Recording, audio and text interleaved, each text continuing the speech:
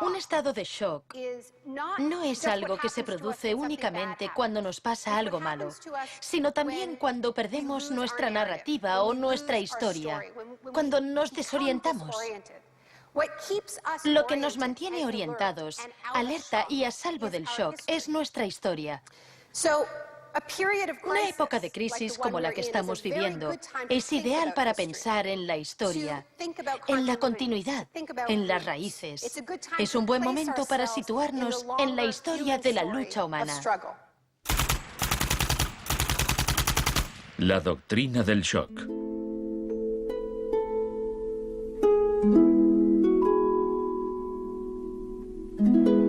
Todo empezó el 1 de junio de 1951, cuando representantes de agencias de inteligencia occidentales se reunieron en secreto con profesores universitarios en el Hotel Ritz-Carlton de Montreal.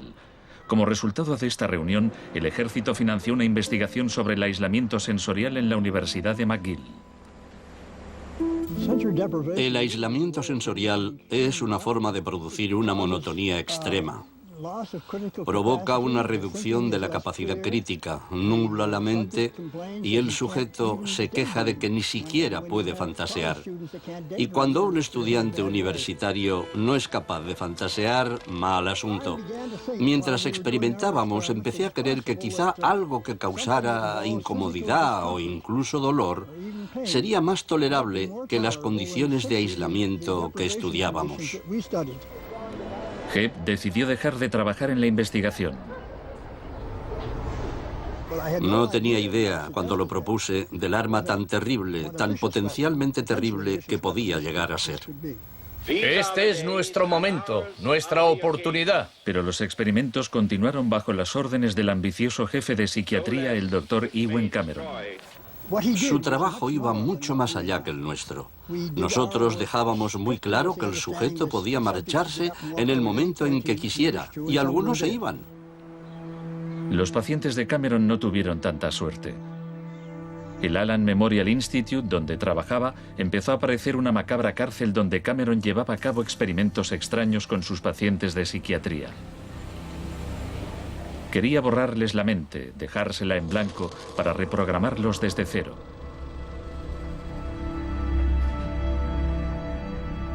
Janine Huart, una joven madre de 4 hijos, padecía una depresión posparto. Me entraban escalofríos cuando me decían, mañana te toca tratamiento de electrochoque. Me estremecía, me daba mucho miedo.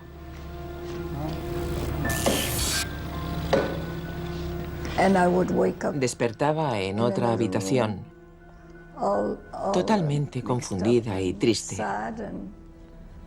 Y me quedaba muy afligida después. Iba por ahí caminando como una zombie. Cameron combinaba los electrochoques con las curas de sueño y la repetición de mensajes grabados. Decía, Janine, Janine, estás rehuyendo tus responsabilidades. No quieres cuidar de tu marido ni de tus hijos. Lo repetía una y otra vez. Suena como si la interrogaran. Sí, como si me interrogaran, pero ¿con qué objeto? La CIA no tardó en poner en práctica los hallazgos de Cameron.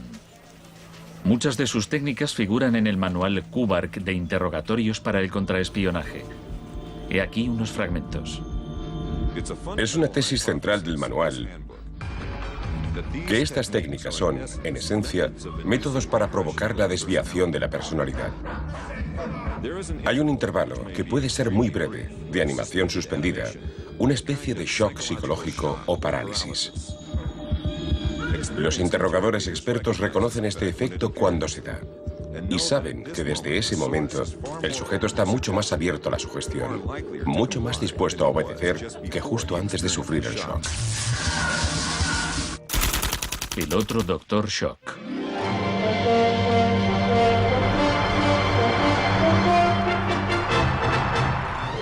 En la misma época en que Ewen Cameron realizaba sus experimentos en Montreal, un partidario de otro tipo de shock trabajaba no muy lejos de allí. Milton Friedman era profesor de economía en la Universidad de Chicago. Creía que la terapia de shock económico impulsaría a las sociedades a aceptar un capitalismo más puro y desregulado. En octubre de 2008, durante la mayor crisis financiera desde 1929, Naomi Klein acudió a la Universidad de Chicago para hablar de Milton Friedman. Cuando Milton Friedman cumplió 90 años, la Casa Blanca de Bush organizó una celebración en su honor y todos pronunciaron discursos, incluido George Bush, pero el mejor fue el de Donald Rumsfeld. Mi cita favorita de ese discurso de Rumsfeld dice así: Milton es la encarnación de una realidad, la de que las ideas tienen consecuencias. La tesis que sostengo es que el caos económico que ahora mismo impera en Wall Street, en la América Media y en Washington, deriva de muchos factores, por supuesto, pero que entre ellos están las ideas de Milton Friedman. El crack de 1929 en Wall Street desencadenó la Gran Depresión de los años 30.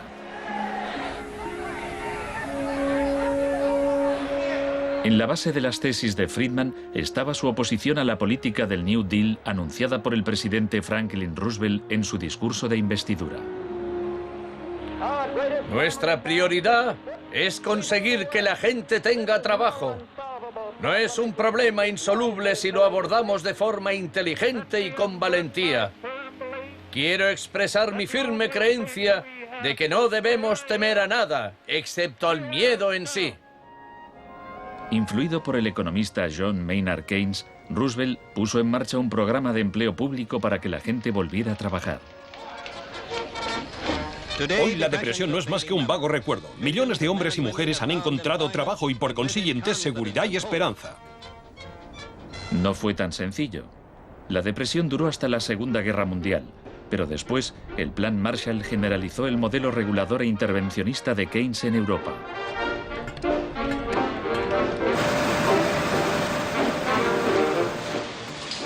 Sus principios gozaron de gran aceptación, aunque no por parte del Departamento de Economía de la Universidad de Chicago. Milton Friedman, desde esta universidad, libró una guerra contra el New Deal. Friedman era miembro de un grupo llamado Sociedad Mont Pelerin, dirigida por el economista Friedrich von Hayek.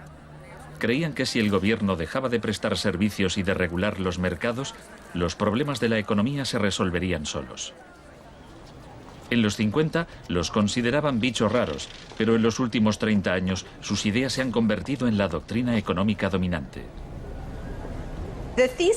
La tesis de la doctrina del shock es que nos han contado un cuento sobre cómo estas medidas radicales han triunfado en el mundo, que no se han propagado de la mano de la libertad y la democracia, sino que han requerido shocks, crisis y estados de emergencia. Milton Friedman entendía la utilidad de las crisis.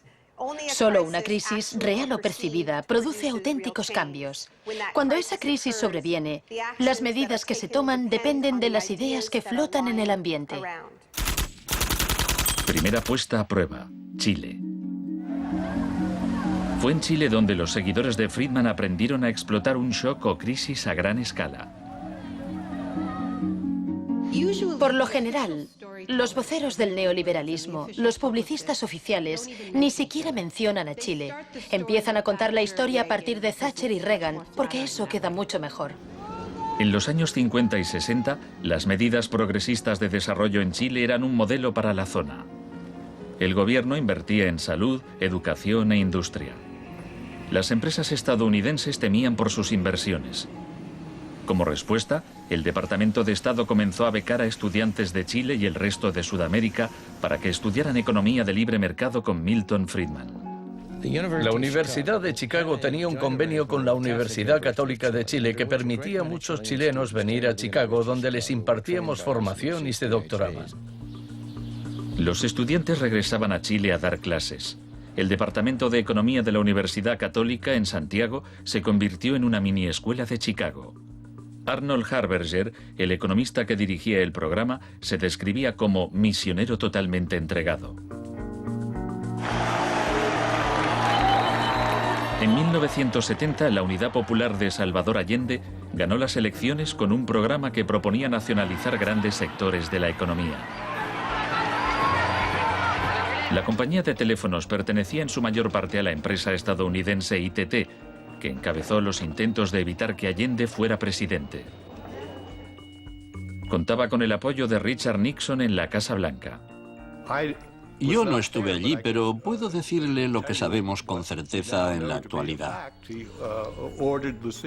Él encargó a la CIA que impidiera que Allende asumiese la presidencia e intentaron convencerme de que instigara al ejército chileno cuando Allende resultó elegido. A pesar de las maniobras de la CIA, Allende juró el cargo de presidente.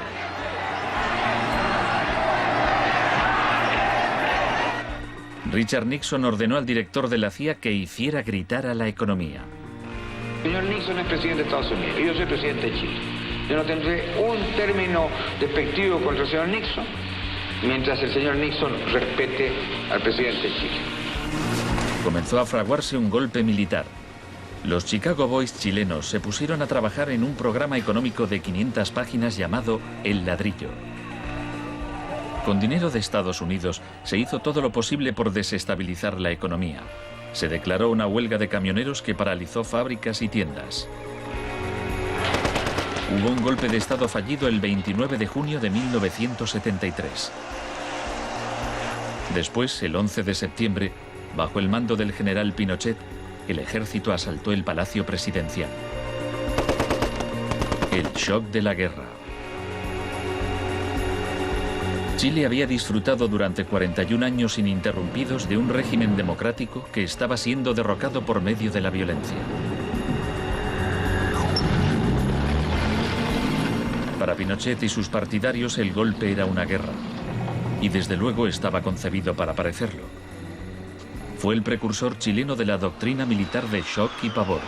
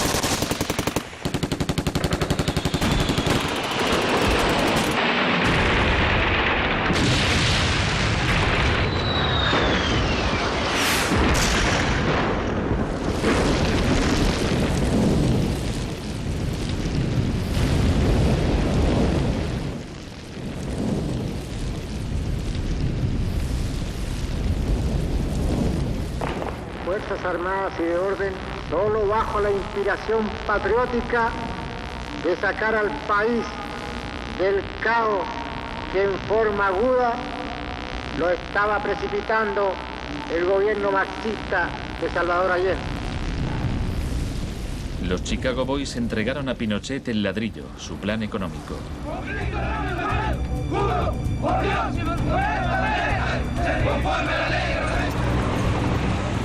Los días siguientes, más de 13.000 opositores fueron detenidos y encarcelados.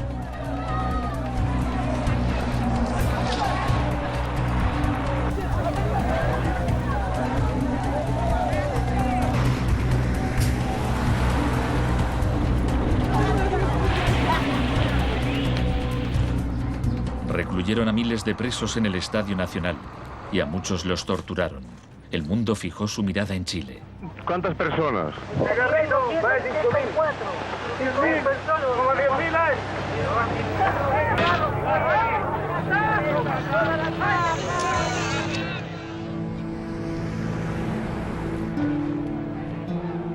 A principios de noviembre liberaron a 5.000 presos. A los 900 que quedaron los trasladaron a otros centros de detención.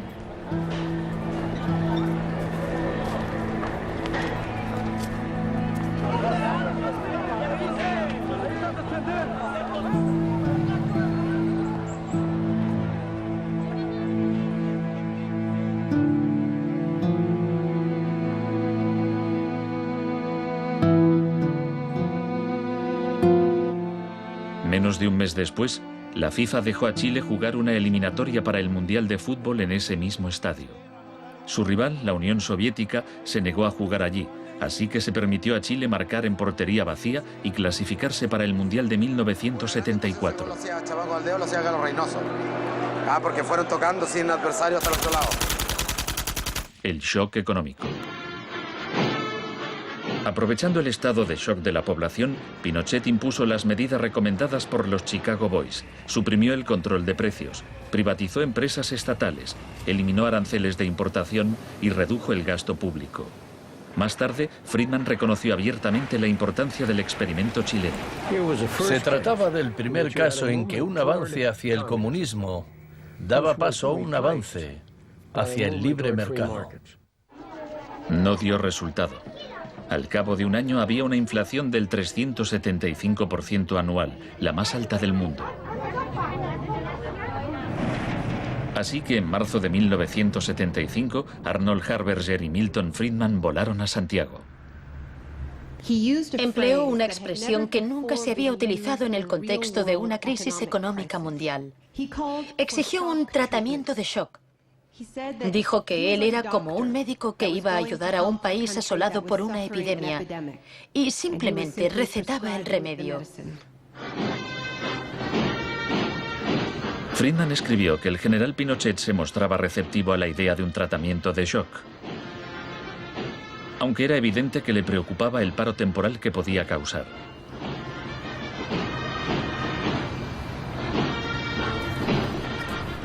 Pronto quedó claro que la política económica de Friedman favorecería a los ricos a costa de los pobres.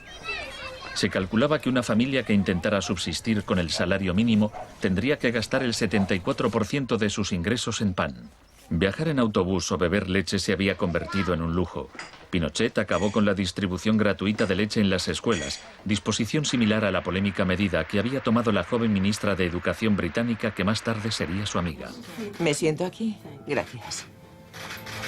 Muchas gracias. Para poder imponer estas políticas económicas, había que sembrar el miedo hacia un enemigo. Tampoco creo que se haya triunfado totalmente sobre el marxismo.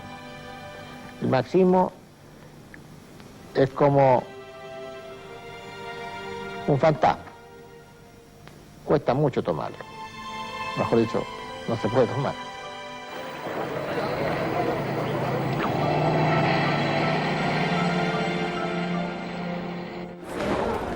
Según Friedman y Harberger, la economía de libre mercado era indisociable de la libertad y la democracia. Pero en Chile, donde sus ideas se estaban aplicando en el contexto de una dictadura militar, no era así. Muchos latinoamericanos veían una relación directa entre los shocks económicos que empobrecían a millones de personas y las torturas infligidas a quienes creían en una sociedad distinta. Orlando Letelier era uno de ellos. Letelier había sido embajador de Allende en Washington. Pasó un año en una de las cárceles de Pinochet antes de exiliarse en Estados Unidos. En 1976, Letelier escribió: "El plan económico tenía que imponerse por la fuerza, y en Chile esto solo podía conseguirse por medio de miles de asesinatos, el establecimiento de campos de concentración por todo el país y el encarcelamiento de más de 100.000 personas en 3 años.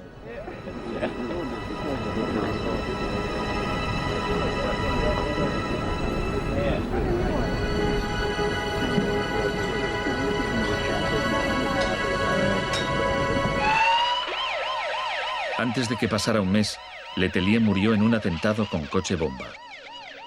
Buenas tardes. Una potente explosión ha destrozado un coche que circulaba por el normalmente tranquilo Embassy Road de Washington.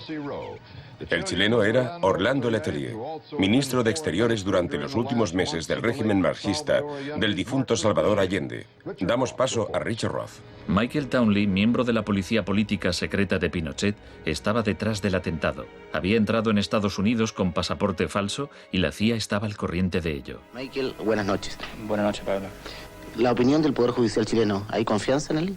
Mire, yo confío plenamente en la justicia chilena, como patriota y luchador antimarxista y juntista por sobre todas las cosas.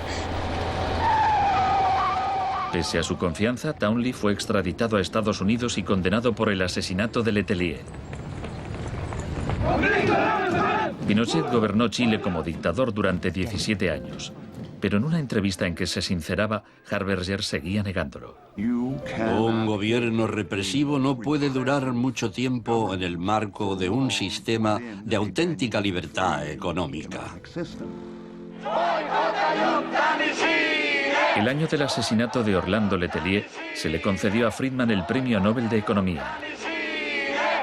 Saben, tienen una idea totalmente deformada de lo que pasó. Les explicaré un par de cosas. En primer lugar, universidades chilenas me ofrecieron 2 títulos honoríficos antes de que yo viajara allí. Rehusé aceptarlos porque dichas universidades se financiaban en parte con fondos públicos y yo no quería dar en ningún caso la impresión de que apoyaba el régimen político de Chile. No soy representante de Chile, no soy asesor de Chile, ni tengo responsabilidades para con el gobierno de Chile.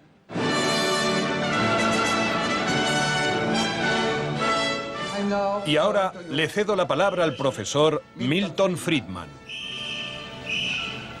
Friedman, vete a casa. Friedman, vete a casa.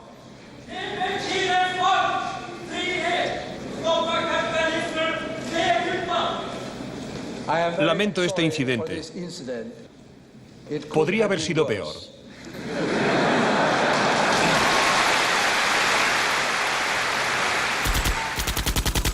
La revolución se propaga.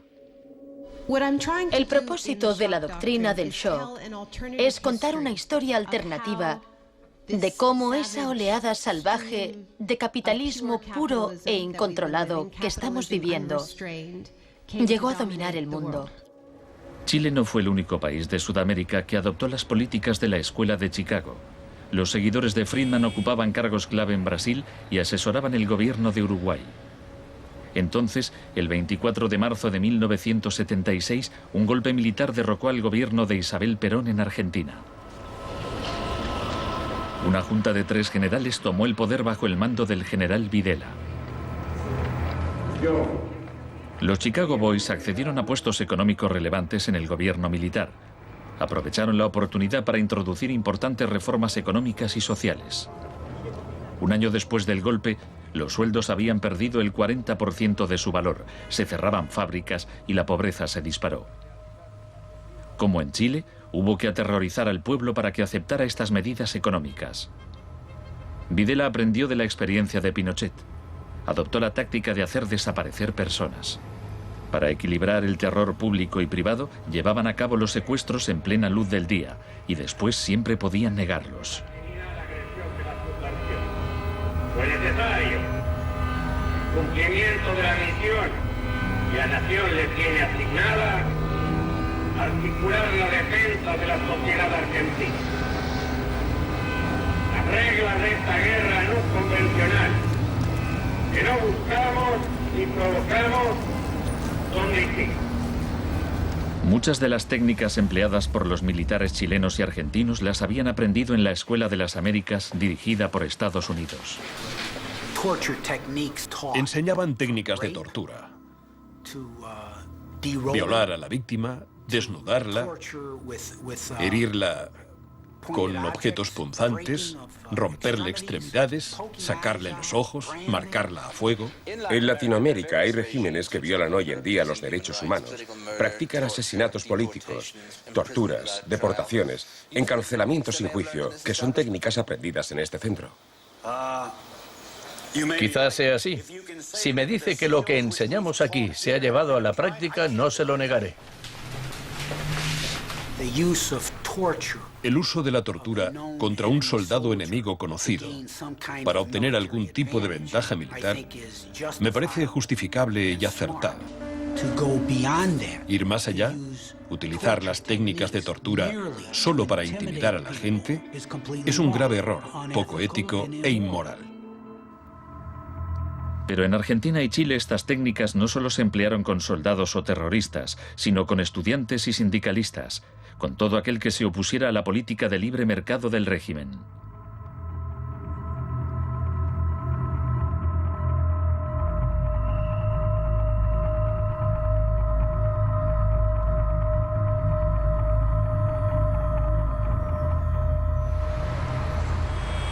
En 1978, la Junta de Argentina fue anfitriona del Mundial de Fútbol.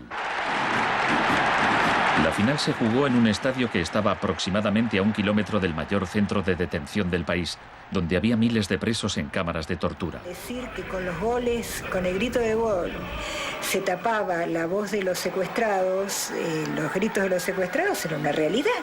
Organización extraordinaria, miles y miles de banderas, miles y miles de gargantas enronquecidas, 25 millones de argentinos que tienen un solo color, el celeste y blanco. El fútbol ha hecho el milagro del país, de este maíz maravilloso que nos siguen atacando a aquellos que... Argentina llevó su régimen de terror un paso más lejos que Chile. Entre los desaparecidos había cientos de mujeres embarazadas a quienes les permitieron dar a luz antes de asesinarlas. De todas aquellas mujeres que estaban embarazadas, les permitieron tener a sus hijos para una vez que nacieran, sacárselos. Y eso sucedió con 500. Yo soy uno de esos 500. Esos niños, muchos de los cuales fueron criados por familias afines al ejército, eran un escalofriante recordatorio del proyecto de la Junta de rehacer toda la sociedad.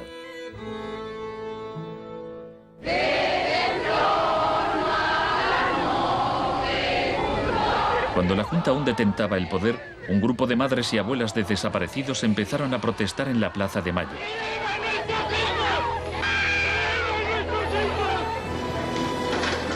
Como detectives buscaron a los niños perdidos. Tras la caída de la Junta, localizaron a algunos y los reunieron con sus familias.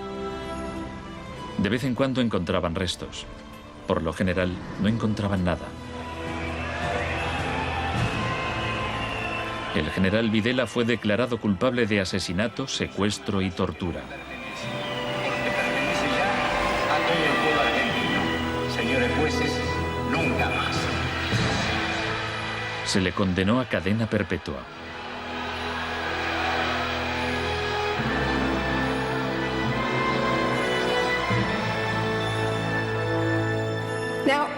Estos primeros experimentos en Latinoamérica plantearon a Friedman y a sus acólitos un serio problema ideológico.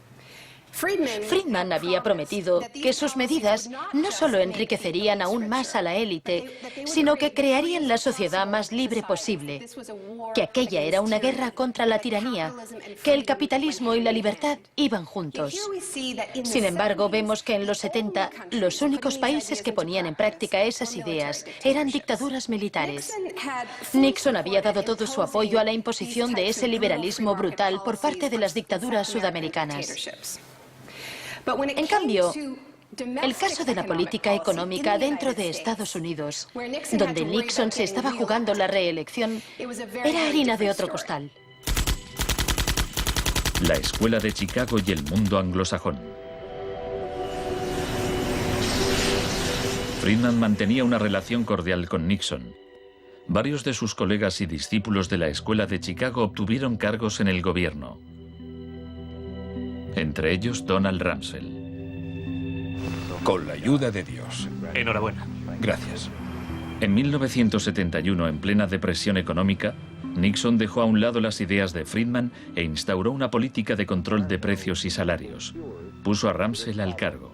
Es en esencia una cuestión de oferta y demanda. Hace tiempo que me opongo al control de salarios y precios. Creo que implica la injerencia del gobierno en la libertad individual y me parece intolerable. La política keynesiana tuvo éxito y Nixon salió reelegido con una victoria aplastante. Fue un duro golpe para Friedman.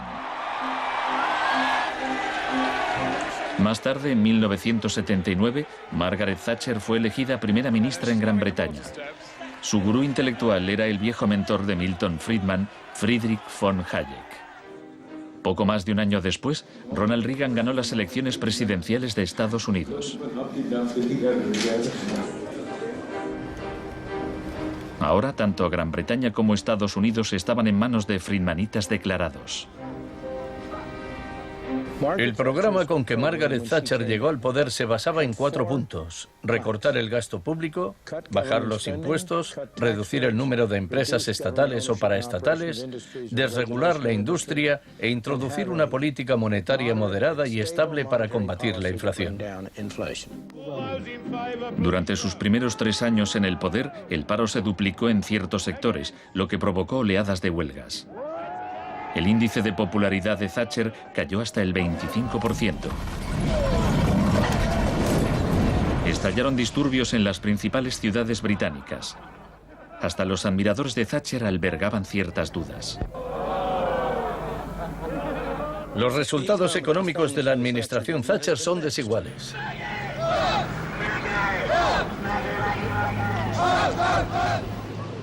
A quienes esperan ansiosos a que yo haga caso del eslogan favorito de los medios, dar vuelta atrás, solo puedo decirles una cosa: dad vuelta atrás vosotros si queréis. La dama no es partidaria de ello. Friedrich von Hayek instó a Thatcher a adoptar las políticas de shock económico de Pinochet. Ella replicó: en Gran Bretaña, con sus instituciones democráticas y su necesidad de un alto grado de consenso interno, algunas medidas tomadas en Chile son del todo inaceptables. La enorme impopularidad de Thatcher demostraba una vez más que el fundamentalismo del libre mercado era demasiado impopular y perjudicaba directamente a demasiada gente como para sobrevivir en un sistema democrático que requería el consentimiento de los gobernados, a diferencia de una dictadura militar. Lo que sacó a Thatcher del abismo y salvó finalmente el proyecto fue una crisis, la crisis suprema, de hecho, una guerra. Estamos aquí porque, por primera vez en muchos años, un territorio de soberanía británica ha sido invadido por un país extranjero. El gobierno ha decidido que un importante destacamento zarpe en cuanto se hayan ultimado todos los preparativos. El acorazado Invincible irá en cabeza. La mayoría de los británicos ni siquiera había oído hablar de las Malvinas, pero cuando Argentina invadió el pequeño archipiélago a miles de kilómetros de distancia, en el Atlántico Sur, Thatcher aprovechó la ocasión para hacer honor al apodo Dama de Hierro. Caballeros, me dicen que la bandera blanca ondea sobre Stanley. La guerra terminó menos de 3 meses después. Cuando las tropas regresaron al Reino Unido, las celebraciones patrióticas inundaron el país. Thatcher ganó las elecciones de 1983 por amplia mayoría. Esto le permitiría aplicar una forma de terapia de shock económico como la impuesta en Chile.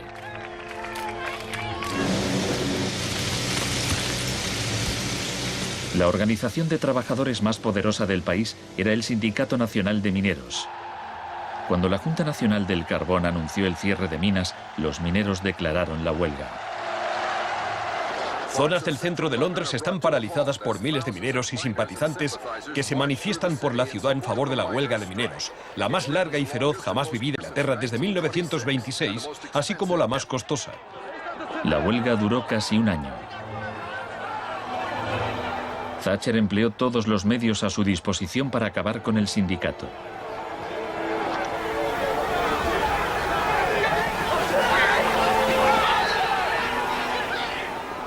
Al final, los mineros fueron derrotados. Thatcher aprovechó esta victoria para implantar la revolución de la Escuela de Chicago en su país. Una serie de anuncios vistosos promocionaba un programa de privatizaciones masivas. Thatcher vendió la industria del acero, el agua, la electricidad, el gas, el teléfono, aerolíneas, el petróleo. Privatizó las viviendas públicas. Salieron a concurso los servicios municipales. En 1986 se desregularon los servicios financieros y la banca. Se le llamó el Big Bang. No hace falta que le recuerde a ninguno de los presentes que el Big Bang es solo el principio. En el Reino Unido, antes de Thatcher, un gerente general ganaba 10 veces más que el empleado medio. En 2007 ganaba más de 100 veces más.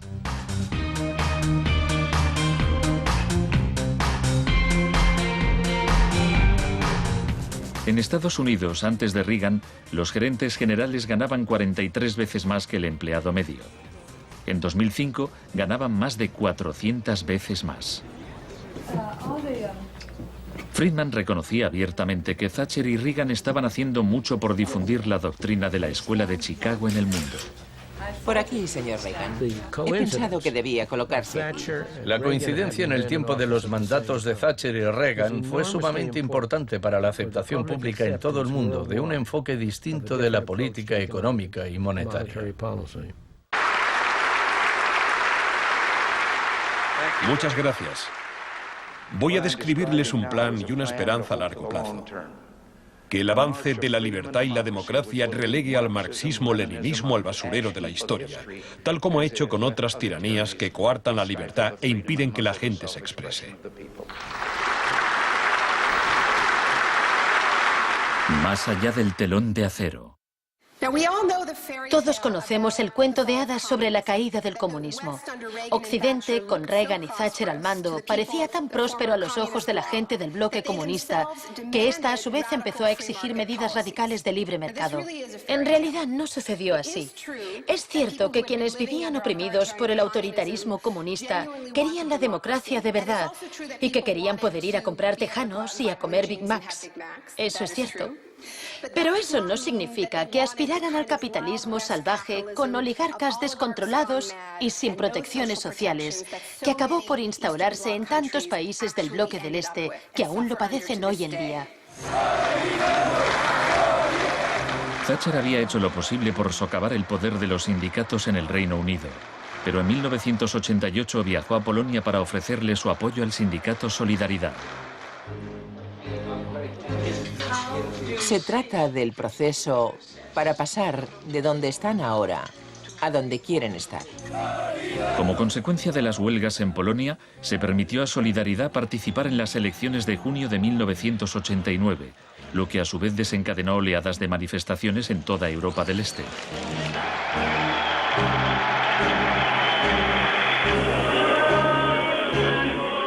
En épocas anteriores, la Unión Soviética había utilizado la fuerza para aplastar los movimientos democráticos.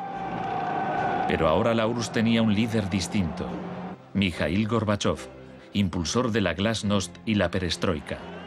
Hablaba de una tercera vía, de una transición gradual hacia una socialdemocracia a la escandinava, algo a medio camino entre el capitalismo de libre mercado y el comunismo. Gorbachov cautivó al público y los políticos de Occidente. Es un líder audaz, decidido y valiente. Ante la mirada de Gorbachov, los viejos regímenes comunistas se desmoronaron uno a uno.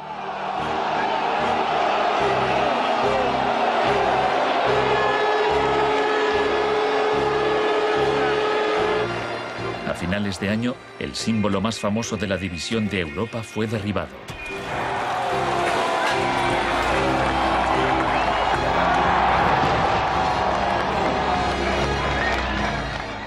Para Friedman y los Chicago Boys, se abrieron las puertas de todo un mundo nuevo. En la Unión Soviética, Gorbachov quería reformar la economía rusa poco a poco. En 1991, Gorbachov asistió como invitado a la cumbre del G7 en Londres. Esperaba obtener apoyo financiero para sus reformas económicas graduales. Sin embargo, le dijeron que o aceptaba la terapia de shock radical o no le concederían ayudas. ¿Qué tal, señor presidente? ¿No está demasiado cerca? El mes siguiente se produjo un intento de golpe de Estado contra él. Miembros del sector duro del Partido Comunista pusieron a Gorbachov bajo arresto domiciliario en su casa de veraneo de Crimea.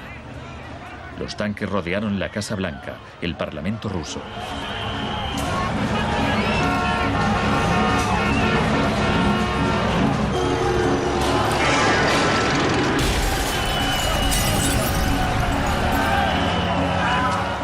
En el caos de los enfrentamientos callejeros, era evidente que, para reforzar su posición, el sector duro debía recurrir a la violencia. Estos choques entre el pueblo y las fuerzas del orden son algo nunca visto desde los tiempos lejanos de la Revolución Rusa. Hoy, cuando amanecía sobre un mar de escombros, empezaba a quedar claro que el golpe se estaba desmoronando. El edificio del Parlamento ruso estaba a salvo. El ejército no había intervenido. Y en el interior, Yeltsin tenía más poder que nunca.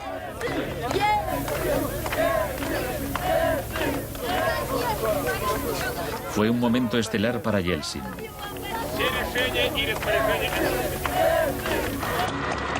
Gorbachov fue puesto en libertad y regresó a Moscú, pero había perdido buena parte del poder. Aplaudo los elevados principios del pueblo ruso y también los del presidente Boris Yeltsin. En diciembre de 1991 se disolvió la Unión Soviética, un shock profundo para el pueblo ruso. Yeltsin se hizo cargo entonces de la política económica de la Federación Rusa. El libre mercado llegó a Rusia y con él el caos. La adopción de las doctrinas de la Escuela de Chicago por parte de Rusia marcó el principio de un nuevo capítulo en la cruzada por el libre mercado. Fue shock en estado puro, sin nada de terapia. Pese a los intentos oficiales por promover el capitalismo popular, lo cierto es que un puñado de empresarios amasó grandes fortunas. Se vendieron empresas estatales a precio de saldo. La prensa rusa apodó a los asesores de Yeltsin los Chicago Boys.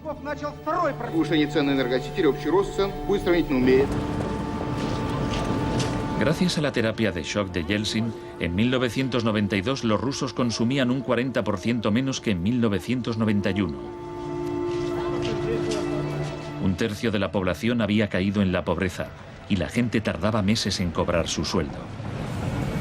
Según las predicciones de un experto, 140 millones de rusos pronto vivirán bajo el umbral de la pobreza. La corrupción era generalizada y el crimen organizado se disparó. Moscú se convirtió en el nuevo salvaje oeste.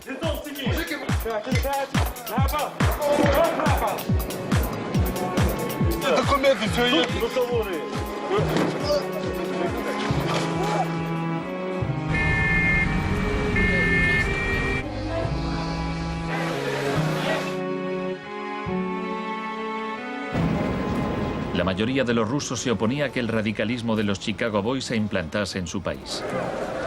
En marzo de 1993, el Parlamento tomó una decisión crucial. Votó a favor de retirarle a Yeltsin los poderes especiales que le había otorgado. Yeltsin instauró un régimen especial. El Tribunal Constitucional lo declaró ilegal.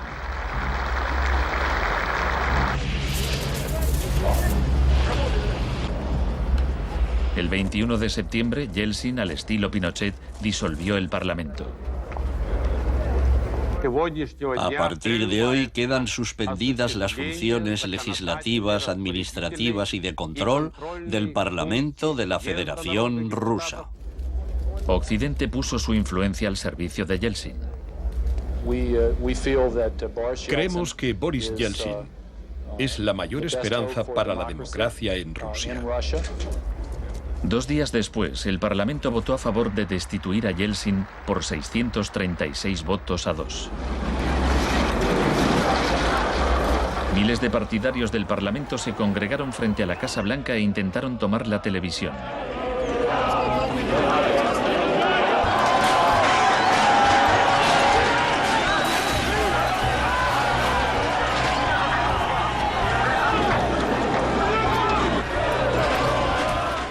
Parecía que los defensores del Parlamento iban ganando. Yeltsin voló de regreso a Moscú de su casa vacacional. Esa noche, 100 manifestantes murieron en los enfrentamientos con las fuerzas de Yeltsin.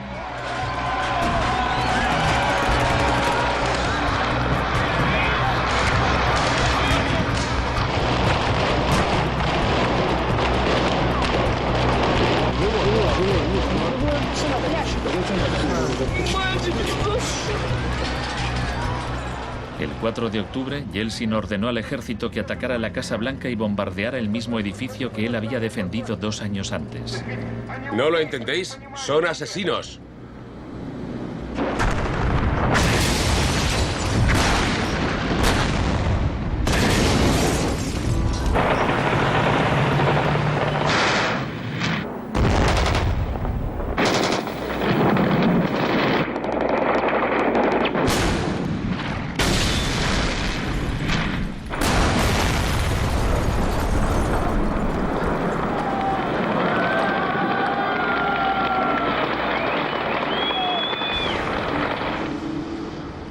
Warren Christopher, el secretario de Estado norteamericano, dijo: Estados Unidos no suele apoyar la suspensión de parlamentos, pero corren tiempos excepcionales.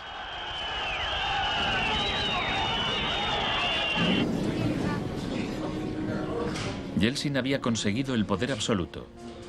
Asesorado por sus Chicago Boys, practicó un capitalismo de amigotes. Se pusieron a la venta más industrias estatales, y así nació una nueva clase de empresarios multimillonarios con influencia política, los oligarcas.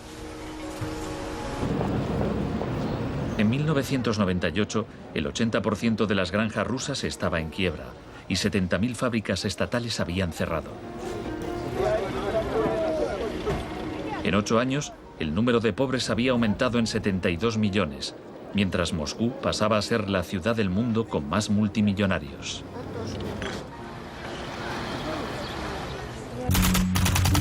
Un nuevo enemigo.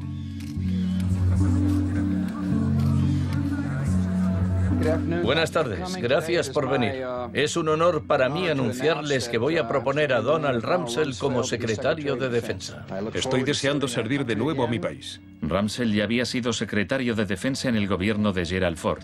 En ese entonces, el enemigo a temer era la Unión Soviética. No afirmo que nos estén invadiendo los rusos, sino sus tendencias. No digo que midan 3 metros, sino que medían 1,60 m, ahora 1,80 m y siguen creciendo. Ahora había un nuevo enemigo más cerca de casa. El 10 de septiembre de 2001, Rumsfeld expuso en un discurso sus planes para privatizar parte del ejército de Estados Unidos. Milton Friedman se habría sentido orgulloso. Decía: hoy hablaré de un adversario que representa una amenaza, una grave amenaza para la seguridad de Estados Unidos. Dicho adversario es uno de los últimos bastiones de la planificación central. Gobierna a golpe de planes quinquenales. Podría parecer que este adversario es la antigua Unión Soviética, pero ese enemigo ya no existe. Tenemos a este adversario mucho más cerca. Es la burocracia del Pentágono.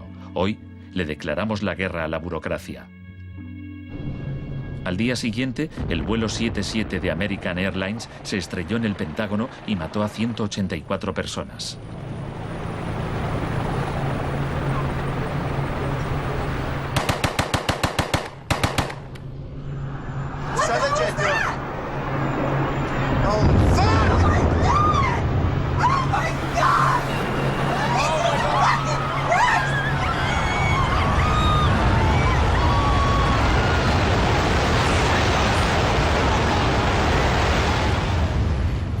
Piensen en la sensación de la gente tras los atentados. ¿Quién es esa gente? ¿De dónde son? ¿Por qué nos odian? Se produjo una rotura de esquemas colectiva. No vivíamos en el mundo en que creíamos vivir.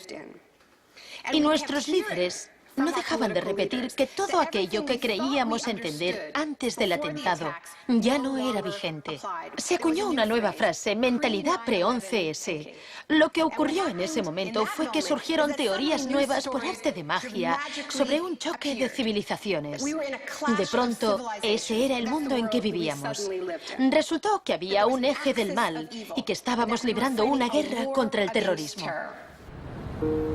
Esta guerra abstracta e imposible de ganar ha tenido enormes consecuencias económicas. Antes de 2001, la seguridad nacional apenas podía considerarse una industria. Hoy en día es más importante que las industrias del cine y la música juntas. Entre el 11 de septiembre de 2001 y el año 2006, el Departamento de Seguridad Nacional pagó $130.000 millones a contratistas privados. Este es el complejo del capitalismo del desastre, una nueva economía basada en el miedo. Será una batalla monumental entre el bien y el mal. La guerra contra el terrorismo, primera parte. La mejor defensa contra el terror es una ofensiva global contra él, allí donde esté. La primera fase de esta guerra fue el bombardeo de Afganistán.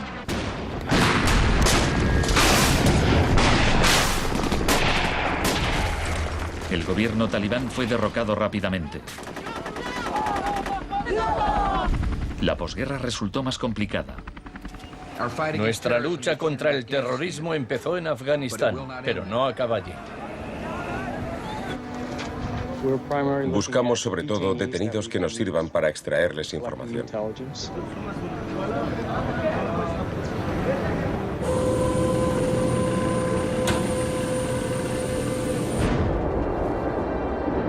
En Guantánamo, las fuerzas estadounidenses pusieron en práctica por primera vez las técnicas del manual Kubark de forma explícita y pública. Oficialmente aprobadas por la Casa Blanca, fueron mostradas abiertamente por televisión en todo el mundo. El aislamiento, tanto físico como psicológico, debe mantenerse desde el instante de la captura. La capacidad de resistir se ve reducida por la desorientación. Los presos deben guardar silencio en todo momento y jamás se les debe permitir hablar entre sí. 3 de los presos, Asif Iqbal, Rual Ahmed y Shafiq Rasul, eran de Tipton, Inglaterra. Pasaron más de 2 años en Guantánamo antes de que los liberasen sin cargos. No te dejaban hablar con nadie, ni hacer nada, ni estar de pie. Te obligaban a pasarte todo el rato ahí sentado. Yo pensaba, ¿qué demonios está pasando? ¿Dónde estoy? ¿Pasaremos aquí el resto de nuestra vida? ¿Podremos regresar a casa, volver a ver a nuestra familia? De los 779 presos retenidos en la bahía de Guantánamo, solo 3 han sido condenados por algún delito.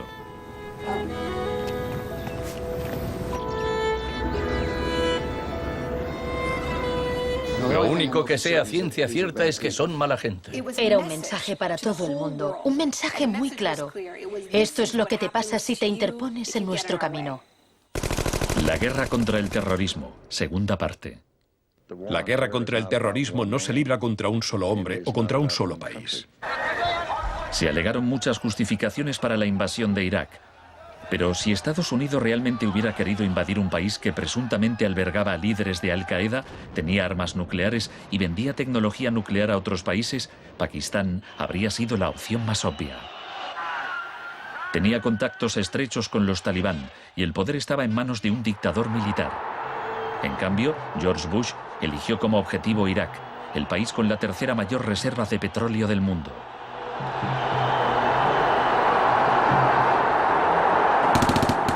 La guerra como tortura de masas. Los planes de guerra del Departamento de Defensa no son como los de la Guerra del Golfo. Están más en la línea de la invasión de Panamá de 1989. Según ha podido saber la CBS, se iniciará en el llamado Día A con A de ataques aéreos, ataques tan devastadores que hará que los soldados de Saddam no puedan ni quieran oponer resistencia. La idea es que el bombardeo sea tan intenso que produzca, en palabras textuales, shock y pavor. Si el Pentágono se ciña a su plan de guerra actual, en un día de marzo, la aviación y la Armada lanzarán entre 300 y 400 misiles de crucero contra objetivos en Irak, más que en los 40 días que duró la primera guerra del Golfo. Será un ataque de una magnitud nunca antes vista, nunca antes prevista. Harlan Ullman es uno de los artífices del concepto shock y pavor, que consiste en lanzar un gran número de bombas guiadas de precisión. Esto produce un efecto inmediato, como el de las bombas nucleares de Hiroshima. No es cuestión de días o de semanas, sino de minutos.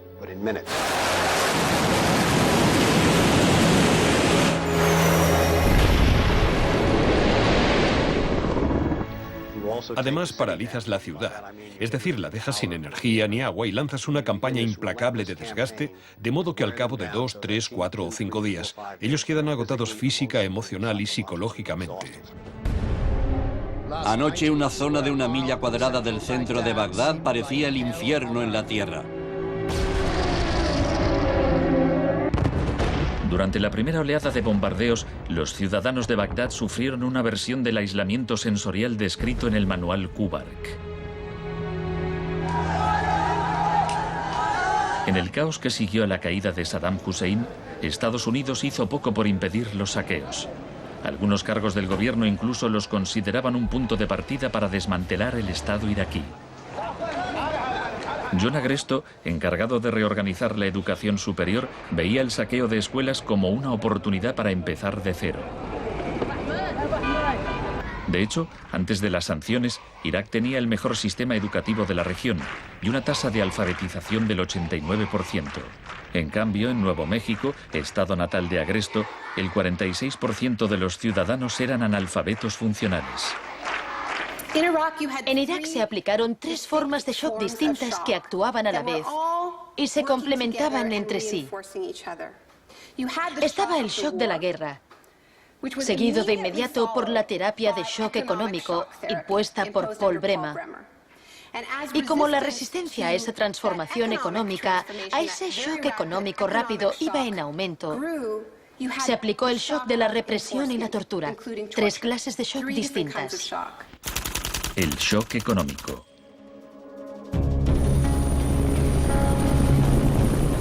En mayo de 2003, Paul Bremer fue nombrado enviado presidencial de Estados Unidos a Irak. 2 semanas después de su llegada, declaró el país listo para los negocios. Creemos que la coalición cuenta con una autoridad lo bastante amplia para decidir el rumbo de la economía iraquí. Bremer sabía poco sobre Irak, pero mucho sobre el capitalismo del desastre. Había fundado la Crisis Consulting Practice en los inicios del boom de la seguridad nacional. Hoy es un día muy importante en Bagdad.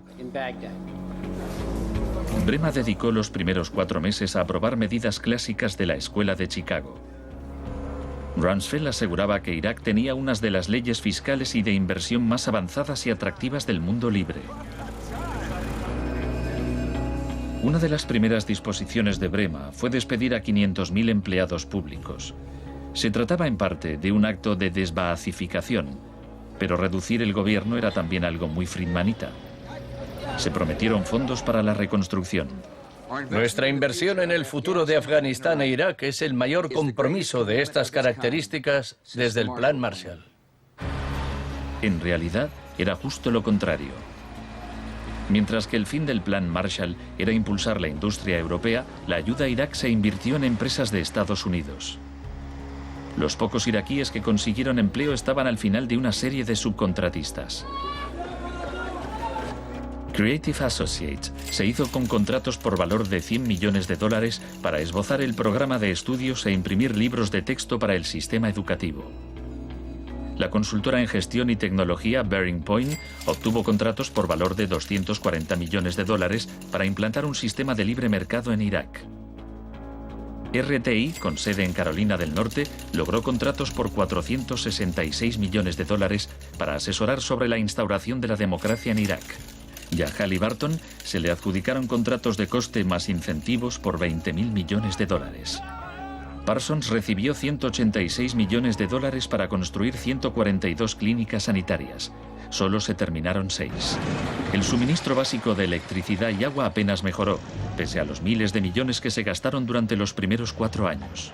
Vamos a triunfar aquí y cuando lo consigamos habremos hecho algo importante, no solo para 25 millones de iraquíes, sino para favorecer los intereses occidentales en la región. Hasta los nuevos billetes iraquíes se imprimían en el extranjero. Les mostraré un ejemplo de estos billetes. Estados Unidos incluso llegó a pagar a empresas privadas para que supervisaran a las empresas privadas que habían logrado contratos.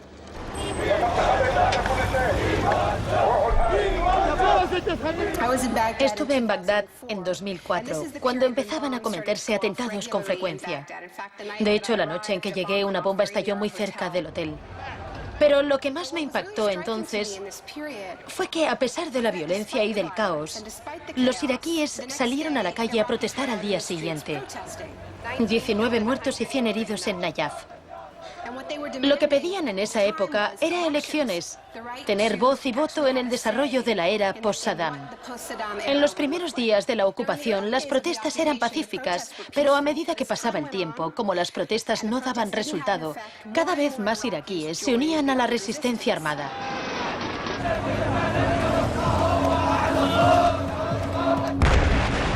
La violencia se descontroló.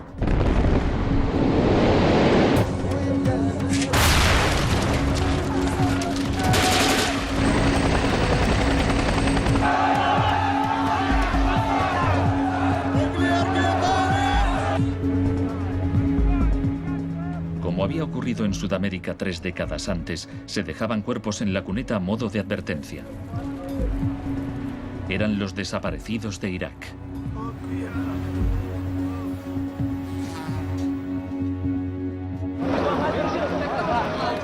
Se tomaron medidas extremadamente agresivas para aplastar a la oposición. El shock de la represión.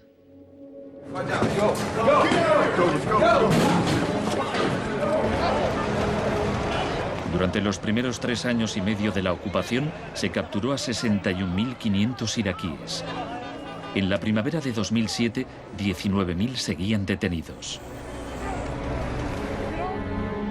En prisión los interrogaban con técnicas derivadas de las que ideó la CIA, basándose en los experimentos realizados por Ewen Cameron en los años 50.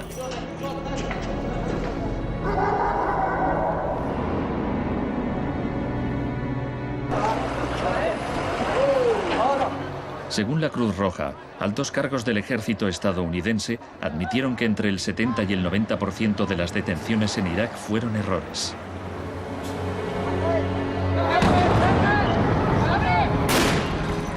Aunque el caos que reina en el país parezca un fracaso de la terapia de shock, en Irak el capitalismo del desastre ha florecido. El desastre en sí era una buena oportunidad para hacer negocio.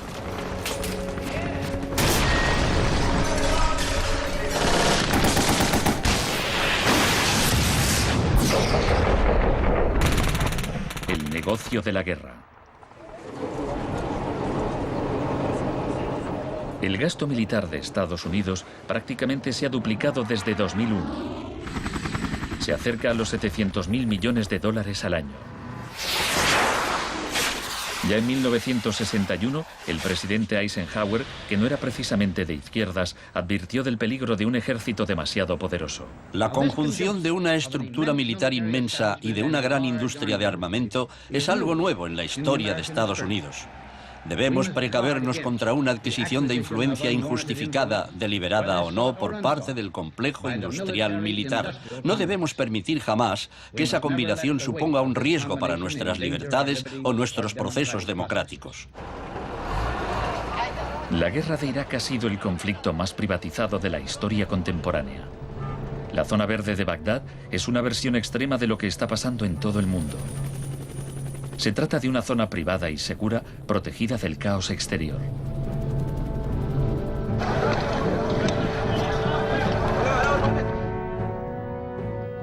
En 1991, durante la Primera Guerra del Golfo, por cada 100 soldados había un contratista militar. En 2003, cuando empezó la guerra de Irak, por cada 100 soldados había 10 contratistas. En 2006, por cada 100 soldados había 33 contratistas.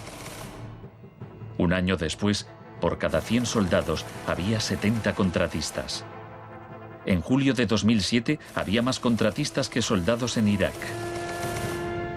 Esto iba incluso más lejos de lo que Milton Friedman se había atrevido a soñar. Lo único que no privatizaría son las Fuerzas Armadas, los tribunales y algunas carreteras y autopistas. Una de las empresas contratadas más relevantes era Blackwater USA. Durante la batalla de abril de 2004 en Nayaf, Blackwater asumió el mando de los marines estadounidenses. Docenas de iraquíes murieron durante la operación. Estados Unidos había blindado las empresas privadas contra las leyes iraquíes, por lo que éstas funcionaban en un vacío legal, un poco como Guantánamo. Le pregunté al secretario de Defensa hace un par de meses bajo qué se rige. El señor Rumsfeld... Iba a preguntárselo yo. Siga.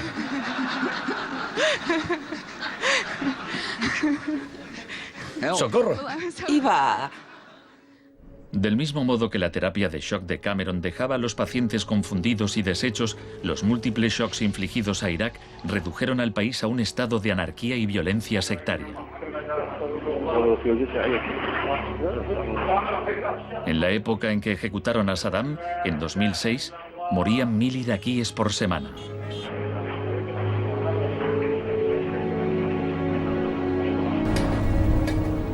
En abril de 2007, la Agencia de la ONU para los Refugiados calculaba que 4 millones de personas habían tenido que abandonar su hogar.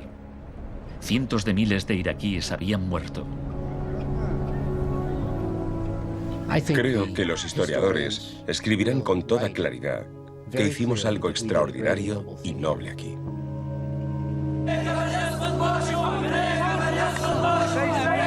Esta es una manifestación contra el terrorismo americano. Los americanos arrestan y matan a mujeres y niños, insultan a los ancianos y matan a los jóvenes. América es terrorismo, América es terrorismo.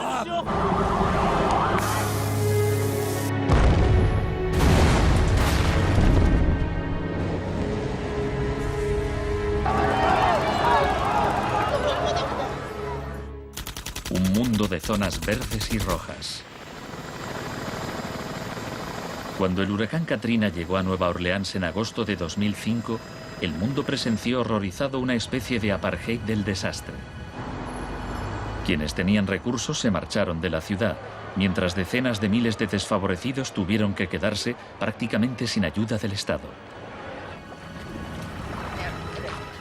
Fui a Nueva Orleans cuando la ciudad todavía estaba inundada y descubrí que lo que había visto en Irak se repetía, no en un período de posguerra, sino después de un terrible desastre natural. Milton Friedman murió en 2006. La última recomendación que hizo sobre política oficial aparece en un artículo que publicó en el Wall Street Journal 3 meses después del Katrina. Dice, la mayor parte de las escuelas de Nueva Orleans están en ruinas y también las casas de los alumnos. Los niños se han dispersado por todo el país. Es una tragedia y también una oportunidad para introducir reformas radicales en el sistema educativo. Proponía privatizar completamente los colegios de la ciudad. Era su canto del cisne.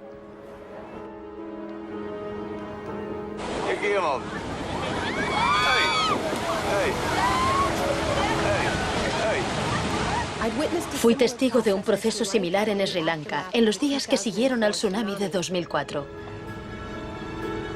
A gente que había vivido en la costa desde hacía generaciones se le impidió volver a fin de poder privatizar los terrenos y venderlos a hoteles de lujo.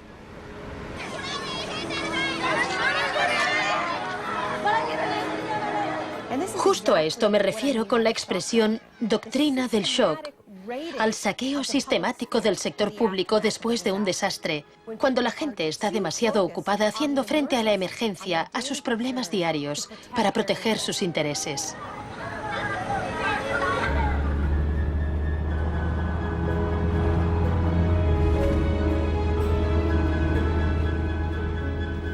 Tal vez el primer acto de resistencia sea negarnos a impedir que borren la memoria colectiva.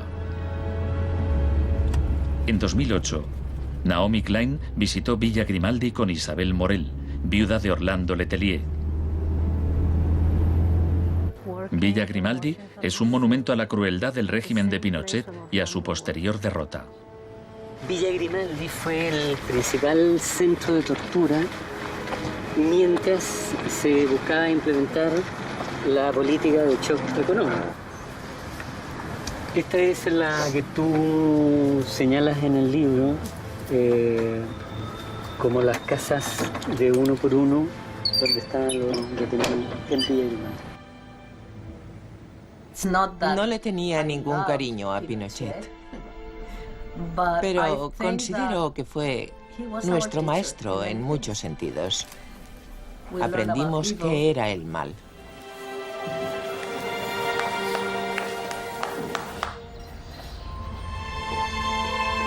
En 1988, Pinochet fue detenido cuando se encontraba en Londres. Su vieja aliada, Margaret Thatcher, permaneció a su lado. Sé lo mucho que le debemos.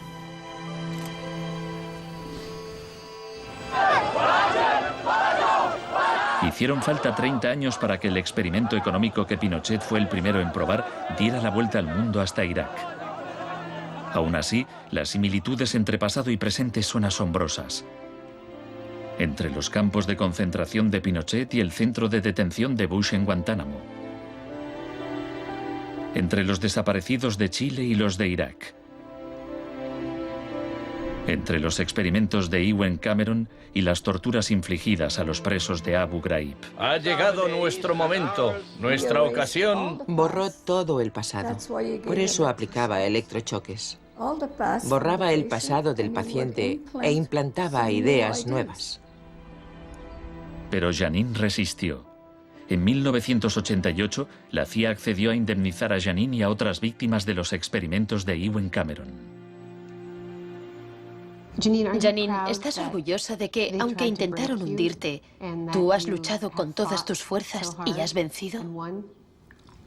En cierto modo, sí. En cierto modo. Porque creo que todavía me queda una pizca de fuerza de voluntad. Es muy difícil luchar contra un gobierno. La gente me decía: Janine, no puedes luchar contra el gobierno, no te das cuenta, son muy poderosos. Pero yo tenía fe en que ganaría. El fin de una era. Los mercados no regulados son volátiles por naturaleza. Las burbujas se inflan y al final estallan inevitablemente. Tras la desregulación del Big Bang, en los 80, se han producido varios shocks económicos. En 1987 hubo un lunes negro. Los mercados se desplomaron de forma espectacular. Fue el mayor derrumbe porcentual ocurrido en un mismo día en la historia de la bolsa. En 1992 hubo un miércoles negro cuando los especuladores de divisas hicieron fortunas apostando contra la libra. En 1997 estalló la crisis asiática. En un año, 600.000 millones de dólares se perdieron en las bolsas de Asia.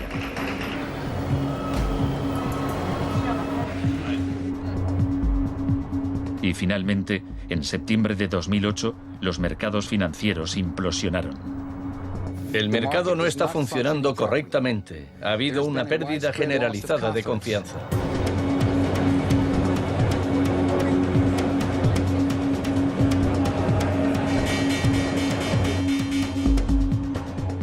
El 15 de septiembre, Lehman Brothers se acogió al capítulo 11 de la ley de quiebras. Solo una semana después, se anunció que los empleados de sus oficinas en Nueva York cobrarían 2.500 millones de dólares en primas. Se calcula que empresas de Wall Street pagaron 18.400 millones en primas el año del crack. Pese al torrente de retórica populista de quienes dicen plantar cara a los peces gordos y defender a los ciudadanos sencillos y no a Wall Street, nos encontramos ante una transferencia de riqueza de proporciones incalculables. Se está transfiriendo riqueza del sector público, de las manos del gobierno, que la ha recaudado de la gente de a pie en forma de impuestos, a manos de las empresas y los individuos más ricos del mundo. Huelga decir que son los mismos individuos y empresas responsables de la crisis. Nos encontramos en medio de un tsunami crediticio imprevisible. He encontrado un fallo cuyo alcance y duración ignoro, pero es algo que me tiene muy inquieto. En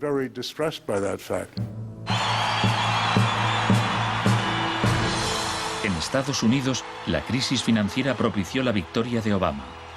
El país quería cambiar de rumbo. ¡Hola, Chicago! Esta crisis está claramente considerada por casi todo el mundo un resultado directo de esta ideología concreta de la desregularización y la privatización. La magnitud de la crisis abre una puerta a la esperanza. La doctrina del shock como estrategia solo funciona si no sabemos que existe. Lo que me parece más esperanzador de la crisis económica actual es que esta táctica se está desgastando, pues el factor sorpresa ha desaparecido. Los tenemos calados y ya no nos engañan. Nos estamos volviendo a prueba de shocks.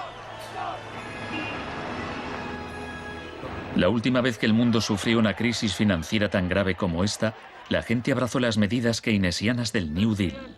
Quiero expresar mi firme creencia de que no debemos temer a nada, excepto el miedo mismo. Más de 1 millón de personas se desplazó a Washington para asistir al discurso de investidura de Obama. Muchos periodistas lo compararon con Franklin Roosevelt. Últimamente se han trazado muchos paralelismos entre Obama y Franklin Delano Roosevelt. Así que hablaré un poco de este último. Les contaré una anécdota estupenda que podría ser inventada sobre cuando lo visitaban representantes de sindicatos u organizaciones progresistas y le proponían medidas nuevas y avanzadas para que las incluyese en el New Deal. Él los escuchaba con atención y al final decía: ahora salid ahí fuera y obligadme a hacerlo. Y ellos así lo hacían. En 1937, año clave para el New Deal, ¿saben cuántas huelgas se declararon en Estados Unidos? 4.740 huelgas que duraban un promedio de 20 días. ¿Saben cuántas huelgas hubo en 2007? 2. 21. En fin, la otra razón para recordar esta historia de la lucha social es que nos dice algo muy importante, algo que debemos recordar en estos momentos en que nos jugamos tanto. Nos enseña que si queremos políticas contra la crisis que hagan de este mundo un sitio más sano, justo y pacífico, tendremos que salir ahí fuera y obligarlos. Gracias.